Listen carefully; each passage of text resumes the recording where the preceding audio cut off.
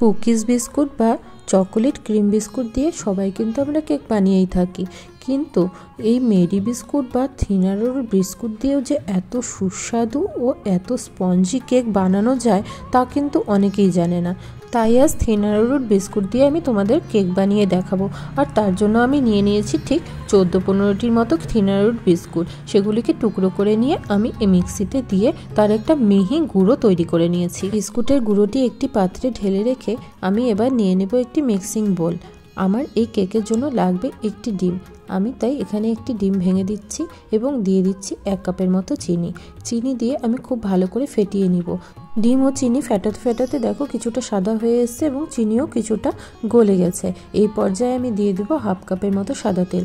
সাদা তেল দিয়ে আমি আবারও খুব ভালো করে ফেটিয়ে নিব।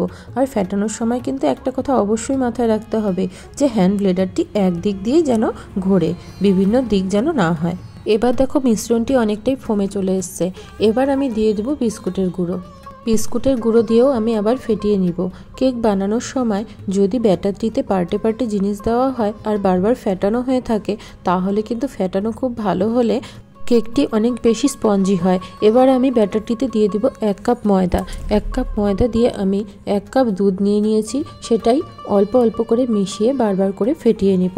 খুব ভালো করে ফেটানো হয়ে গেলে আমি এর মধ্যে দিয়ে দেব 1 চামচ বেকিং পাউডার ও 1/2 চামচ বেকিং সোডা। 1 চামচ যদি আমি বেকিং পাউডার দিই তাহলে কিন্তু তার জন্য 1/2 চামচই বেকিং সোডার দরকার হবে। এবং আমি এর মধ্যে দিয়ে দেব 1 চামচ ভ্যানিলা এসেন্স।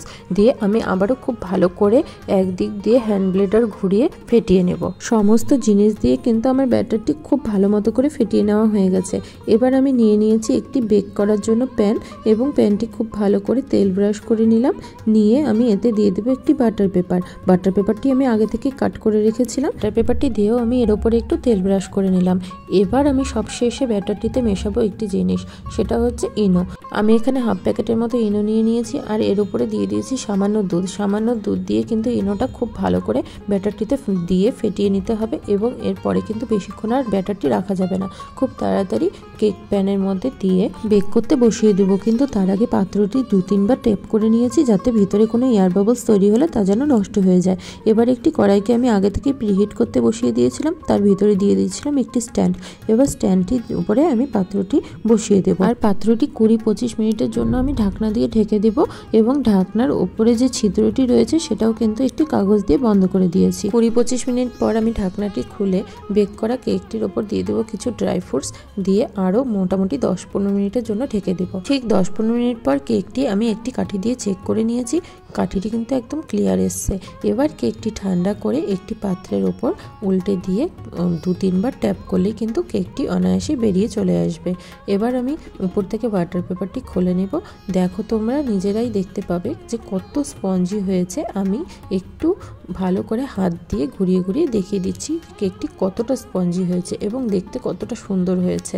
তোমরাও বানাও বাড়িতে, অবশ্যই এর স্বাদ উপভোগ করো।